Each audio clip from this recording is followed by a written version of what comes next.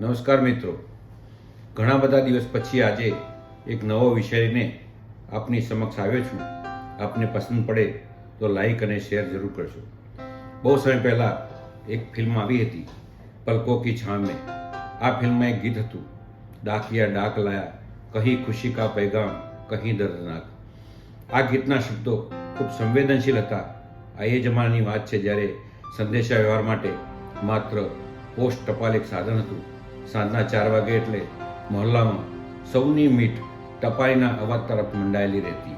કોઈ મા બાપ દૂર સરહદ પર સુરક્ષા કરતા દીકરાની ચિઠ્ઠીની રાહ જોતા હોય, કોઈ પોતાની દીકરીના કાગળની રાહ જોતા હોય, કે કોઈ નોકરી વાંચું ઇન્ટરવ્યૂ કોલ કે નોકરીના ઓર્ડરની રાહ જોતા હોય, ત્યારે ટપાલી બાજુના ઘરમાં અધૂરા લખાણવાળું પોસ્ટકાર્ડ હાથમાં મૂકે તો માતમ છવાઈ જતો અને રુદનનો અવાજ સાંભળીને બધી જ ખુશીઓ કલ્પનાઓ પર હાવી થઈ જતો.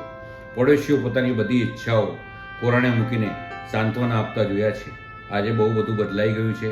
ટાઢ તડકો, વરસાદની પરવા કર્યા વિના સમયસર ટપાલ પહોંચાડનાર એ સંવેદનશીલ ટપાલી ક્યાં છે?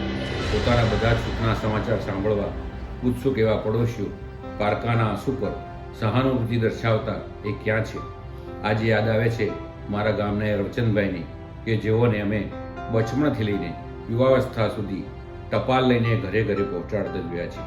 ફૂલ યુનિફોર્મમાં, ક્યારેક પેદલ તો ક્યારેક સાયકલ પર એમની સેવાઓ અવિરત રહેતી. આવા ચહેરાઓને ભૂલવા અશક્ય હોય છે, કારણ કે એમની ફરજ પ્રત્યે નિષ્ઠા અને સારા કે ખોટા સમાચારોની ટપાલ હાથમાં મૂકે ત્યારે તેમના ચહેરા ઉપર પ્રેરણાને અનુરૂપ ભાવ જોવા મળતા હતા. ક્યારેક અક્ષર જ્ઞાનથી વંચિત હોય તેવા વૃદ્ધોને ટપાલમાં આવેલા સમાચાર વાંચી સંભળાવતા ત્યારે એમના ચહેરા પરના ભાવો સ્પષ્ટ જોઈ શકાતા હતા.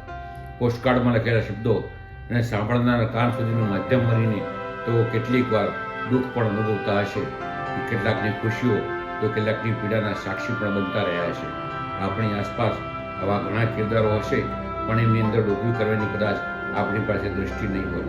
અમારા ગામમાં જૂની રંગભૂમિના ઘણા ઉત્તમ કલાકારો હતા, જેમાં વાડીલાલભાઈ, છનાભાઈ, બાબુભાઈ, ભોગીભાઈ અને આ બધામાં સ્ત્રી પાત્ર ભજવતા મખતુપુરના એક ભાઈ હતા, જેનું નામ આજે મને યાદ નથી, પણ અદ્ભુત રીતે તેઓ તેમના પાત્રને ન્યાય આપતા. આ છનાભાઈનો ચહેરો યાદ આવે તો પણ ચહેરા ઉપર હાસ્ય ઉભરી આવે. ગામમાં ભવાઈ રમાતી હોય અને છનાભાઈનું જૂઠણ ન હોય તો ભવાઈ અધૂરી લાગે. આ એક કોમેડી કિરદાર રહેતું, જે માત્ર હસાવવાનું કામ કરતું. છનાભાઈ સિવાય ભવાઈ ચોક્કસ અધૂરી લાગે. છનાભાઈની એન્ટ્રી થાય તે લોકોમાં હાસ્યનું મોજું ફરી વળે. એમની ડાયલોગ બોલવાની રીત અનેરી હતી. એમનું એક જમાનાનું નોતરું આપણો ડાયલોગ આજે પણ મને યાદ છે. એ પરણ્યા કુંવારા ઘરે રહેજો, ખાનગી મિટિંગ ઘરે રહેજો અને હા કટમ નૂતરું છે. એમાં ખાનગી મિટિંગ એટલે લગ્નેતર સંબંધો ધરાવતા હોય એ, અને હા કટમ એટલે સહકુટુંબ, એટલે પરણ્યા કુંવારા ખાનગી મિટિંગવાળા ઘરે રહેવાના હોય તો કોણ જમવા આવે?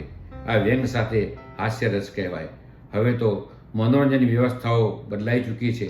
એ શેરી નાટકો, ભવાઈના ખેલ, મહોલ્લાના એક ખૂણામાં ચાલતા કઠપૂતળીના ખેલ, સાપ નોળિયાની લડાઈ કરાવતા અને કાળો કાઢું કે ધોળો કાઢું વાળા મદારી, બહુરૂપીના ખેલ, આ બધા મનોરંજન સાધનોના નામ પણ કદાચ આજે નવી પેઢીએ નહીં સાંભળ્યા હોય. હવે આ બધા ખેલ તો ભૂતકાળ બની ગયા છે. હવે તો લાઈવ ખેલનો જમાનો આવ્યો છે. અમારા સમયમાં 4 મિત્રો એકઠા થઈને સમય પસાર કરવા ઉનાળાની બપોરે ગંજી પાના રમતા. એ આજે મોબાઈલમાં આંગળીના ટેરવે રમીને કેટલાય યુવાનો જુગારના રવાડે ચડી ગયા છે. જે યુવાનો આ રવાડે ચડ્યા છે, એમના માતા પિતા જો આ દૂષણથી પોતાના બાળકોને દૂર નહીં કરે તો, અને સરકાર આવી મોબાઈલ ગેમ પર પ્રતિબંધ નહીં લાદે તો થોડા સમય પછી આપઘાતના કેસો વધશે. એ ચોક્કસ દેખાઈ રહ્યું છે. સમયની સાથે બદલાવ આવે એ આવકાર્ય જરૂર છે, પણ તેની સાથે આવતા દૂષણનો પણ ખ્યાલ રાખવો એટલો જ જરૂરી છે.